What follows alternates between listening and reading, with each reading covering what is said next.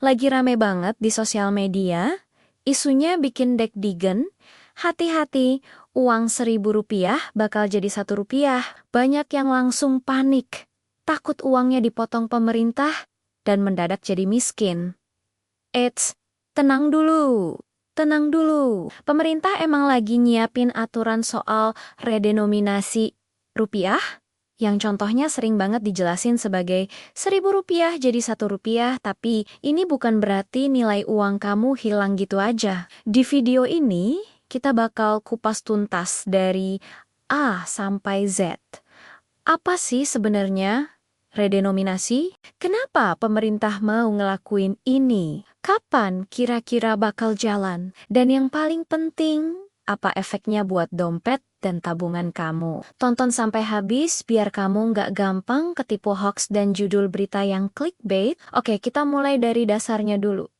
Apa sih redenominasi itu? Redenominasi adalah penyederhanaan nominal mata uang dengan cara menghilangkan beberapa angka nol, tapi nilai dan daya belinya nggak berubah sama sekali. Jadi ini bukan pemotongan nilai uang atau sanering, ya. Itu beda cerita. Sanering itu pemotongan nilai uang yang bikin daya beli kita anjlok. Misalnya, uang Rp1.000 dipotong jadi Rp100, tapi harga barang tetap Rp1.000. Nah, itu mimpi buruk. Tapi redenominasi beda. Kalau uang Rp1.000 jadi Rp1, harga barang yang tadinya Rp1.000 juga jadi Rp1. Jadi secara nilai sama aja. Biar lebih gampang, kita pakai contoh sehari-hari. Misalkan hari ini kamu beli nasi goreng harganya Rp20.000. Kalau nanti redenominasi terjadi dengan menghilangkan 3 nol, maka harga nasi goreng itu jadi Rp20 baru. Contoh lain, gaji kamu sebulan Rp5.000, 000 setelah redenominasi. Di slip gaji angkanya bakal tertulis Rp5.000 baru. Angkanya memang jadi lebih kecil. Tapi kamu tetap bisa beli barang-barang yang sama persis seperti sebelum redenominasi. Jadi, nilai kekayaan kamu nggak berkurang sepeser pun. Yang berubah cuma cara kita nulis angkanya. Simpel kan? Terus kenapa sih pemerintah repot-repot mau ngilangin nol di Ada beberapa alasan penting di baliknya. Pertama, biar transaksi jadi lebih simpel dan efisien. Coba deh bayangin, sekarang kalau kita transaksi, angka di kasir, di nota, di invoice, sampai di sistem akuntansi itu panjang-panjang banget. Apalagi kalau transaksinya miliaran atau triliunan, nolnya bisa bikin pusing dan risiko salah hitung jadi lebih besar. Dengan redenominasi, semua jadi lebih ringkas. Kedua, biar rupiah kelihatan lebih wajar dan setara dibanding mata uang negara lain. Rupiah itu salah satu mata uang dengan pecahan nominal terbesar di dunia. Kita punya lembaran Rp100.00. Coba bandingin sama dolar Amerika yang pecahan terbesarnya $100. Atau yen Jepang dengan 10.000 yen. Angka yang terlalu besar ini kadang bikin orang luar negeri kaget duluan.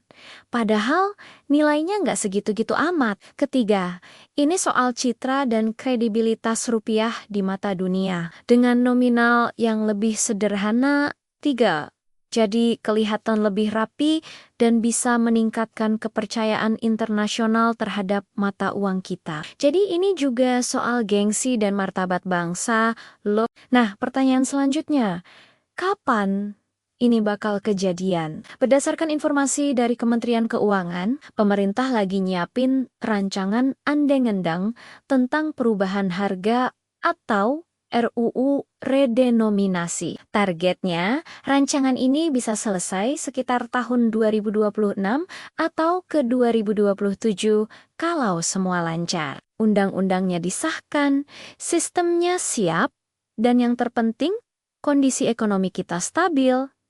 Rencananya redenominasi bisa mulai diberlakukan sekitar tahun ke 2027.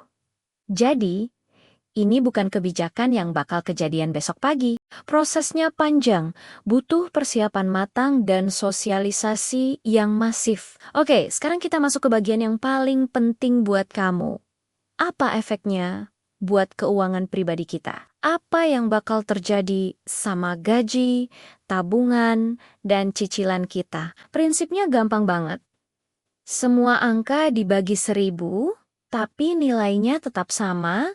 Contohnya gini, saldo e-wallet kamu sekarang 1,2 rupiah nol, nanti setelah redenominasi, saldonya akan tertulis 1.200 rupiah baru. Gaji kamu 6,5 rupiah nol, nanti jadi 6.500 rupiah baru. Harga segelas kopi susu yang biasanya 25.000 rupiah, nanti jadi Rp 25 rupiah baru. Semua angka, mulai dari harga barang, gaji, sampai tabungan, semuanya ikut dibagi 1.000. Jadi secara real, nggak ada yang berubah. Sebelum dan sesudah redenominasi, kamu tetap bisa beli jumlah kopi yang sama, jumlah beras yang sama, dan bayar cicilan dengan nilai yang sama, karena semuanya dikonversi dengan pembagi yang sama. Biasanya, biar masyarakat nggak kaget dan bisa beradaptasi, akan ada masa transisi selama beberapa tahun. Di masa transisi ini, di toko-toko atau dimanapun, akan ada 2 label harga sekaligus. Harga dalam rupiah lama dan harga dalam rupiah baru. Uang lama dan uang baru juga akan beredar bersamaan untuk sementara waktu. Sampai akhirnya uang lama ditarik secara bertahap dari peredaran. Jadi kita punya waktu buat belajar dan terbiasa. Walaupun tujuannya bagus, redenominasi tetap punya tantangan dan potensi masalah yang harus kita waspadai. Pertama, kebingungan di masyarakat. Kalau sosialisasinya kurang bagus, orang bisa salah paham, panik, dan gampang percaya hoax. Inilah kenapa pemerintah dan Bank Indonesia harus gencar banget jelasin kalau ini bukan pemotongan nilai uang. Kedua, ada potensi pembulatan harga yang nakal dari oknum pedagang. Ini yang perlu diawasi ketat. Misalnya, harga barang Rp18.500 yang seharusnya jadi Rp18,5, malah dibulatkan jadi Rp20.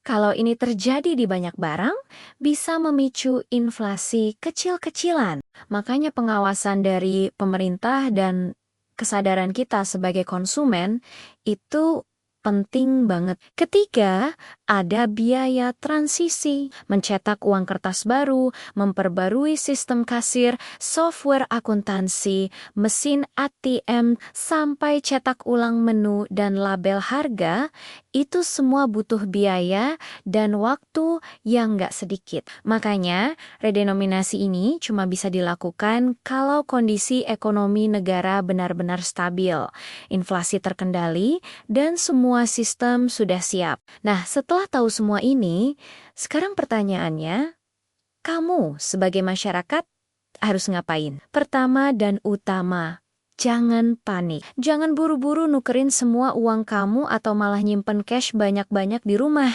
Ingat, ini bukan kebijakan yang bakal terjadi besok pagi. Masih ada proses panjang di depan. Kedua, tingkatkan literasi keuangan kamu. Pahami betul bedanya redenominasi dan sunring. Biar kalau nanti ada broadcast ANNE di grup WhatsApp keluarga, kamu bisa jadi pahlawan yang jelasin dengan tenang dan benar. Ketiga, waspada terhadap penipuan. Kalau nanti kebijakan ini mulai jalan, pasti bakal ada modis-modis penipuan. Misalnya, ada yang nawarin jasa tukar uang lama ke uang baru dengan biaya tambahan. Atau nakut-nakutin. Kalau uang lama nggak ditukar, sekarang bakal hangus. Ingat ya, penukaran uang resmi itu hanya lewat bank dan mekanisme resmi yang diatur Bank Indonesia, dan biasanya gratis. Terakhir, biasakan mencatat keuangan dengan rapi. Saat masa transisi nanti, penting buat kamu tahu nilai tabungan, utang, dan asetmu dalam 2 angka sekaligus. Nilai dalam rupiah lama dan nilai dalam rupiah baru. Jadi, sekarang kalau kamu dengar lagi isu Rp1.000 jadi Rp1, kamu udah tahu kan konteks lengkapnya? Ini bukan cerita horor.